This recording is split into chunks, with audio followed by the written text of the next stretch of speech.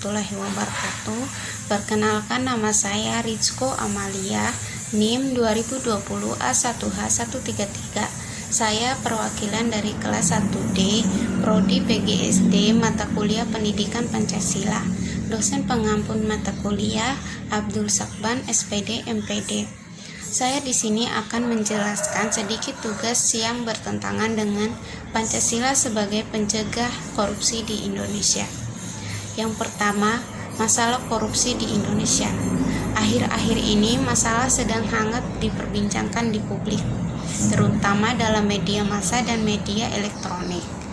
Pada dasarnya masalah korupsi ini ada yang pro dan ada yang kontra. Tetapi walau bagaimanapun, korupsi ini merugikan negara dan merusak diri sendiri, terutama merusak kepercayaan yang dibangun. Dalam praktiknya, korupsi sangat sulit, bahkan hampir tidak mungkin dapat diberantas, karena korupsi ini adalah masalah yang mengakar. Pada intinya, korupsi merupakan bahaya laten yang harus diwaspadai, baik oleh pemerintah maupun oleh masyarakat itu sendiri. Penyebab utama dari tindakan korupsi tersebut dikarenakan lemahnya penegak hukum di Indonesia. Lemah dan rendahnya tingkat keimanan atau religius, menipisnya etika dan moral seseorang juga dapat menjadi faktor yang menyebabkan seseorang mudah tergiur dengan uang, harta, kekayaan, sehingga mereka tidak bisa membenteng diri mereka sendiri dari godaan-godaan yang mendorong mereka untuk melakukan tindakan korupsi. Pada dasarnya, korupsi bukan hanya tentang uang, harta, ataupun kekayaan, tetapi juga tentang kedisiplinan dan kejujuran. Orang yang memiliki sikap disiplin dan memiliki sifat jujur, pastilah orang tersebut tidak akan melakukan tindakan korupsi. Di Indonesia, uang bukan satu-satunya yang menjadi objek korupsi, tetapi juga mengenai waktu. Waktu adalah hal yang paling dasar dari sebuah tindakan korupsi. Banyak orang yang tidak menyadari akan hal ini. Dari mulai usia anak-anak, remaja, orang dewasa, bahkan orang tua melakukan tindakan korupsi di waktu. Korupsi waktu ini dimulai dengan tanda-tanda terlambatnya seseorang menepati janji.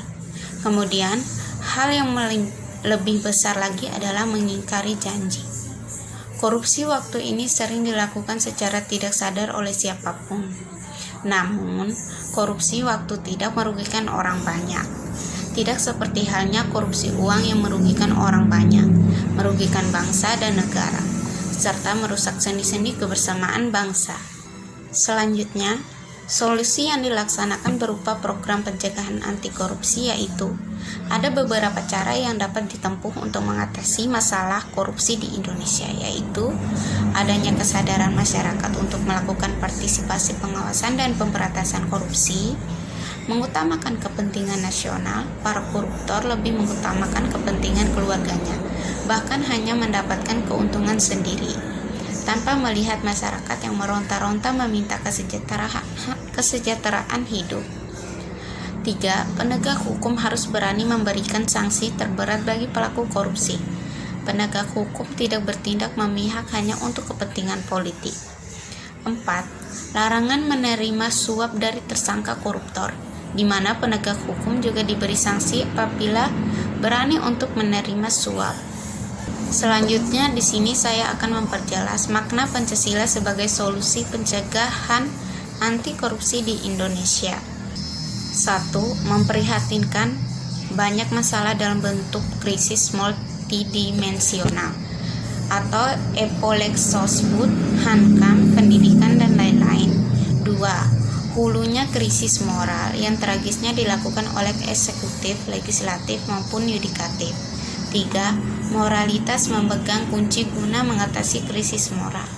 4. Indikator kemajuan. Bahasa Indonesia tak cukup diukur hanya dari kepandaian warga negara Indonesia, kekayaan alam, dan lain-lain, tetapi yang mendasar adalah bangsa tersebut memegang teguh moralitas. Moralitas memberi dasar, warna sekaligus penentu arah tindakan suatu bangsa.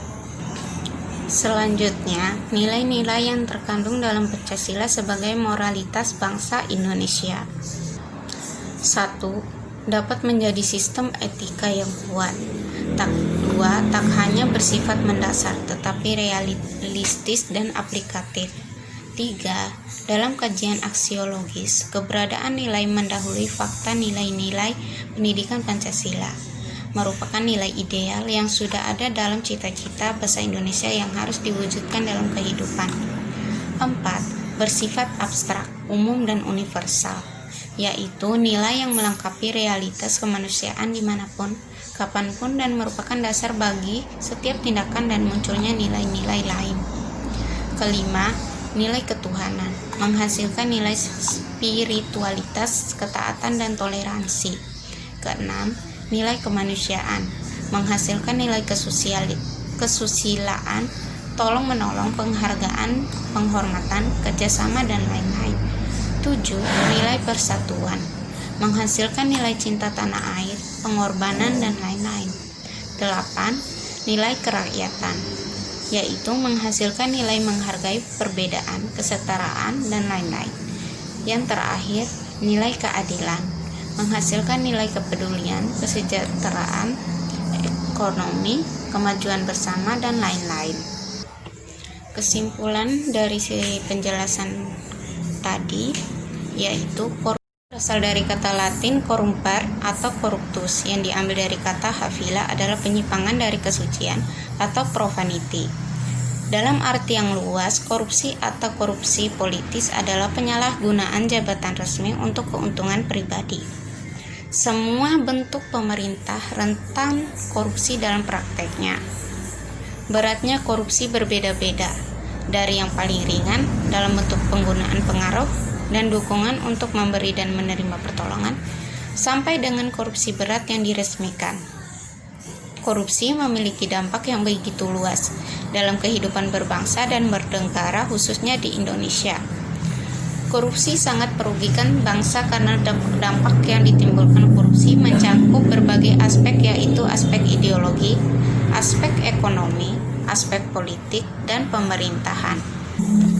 Nilai-nilai Pancasila dapat terwujud didahului dengan pengetahuan mendasar mengenai Pancasila. Banyak dari rakyat Indonesia yang hanya menghafal Pancasila, tetapi tidak mengerti maksud dasar dari Pancasila itu sendiri. Oleh karena itu, pendidikan Pancasila mutlak diperoleh oleh setiap rakyat Indonesia.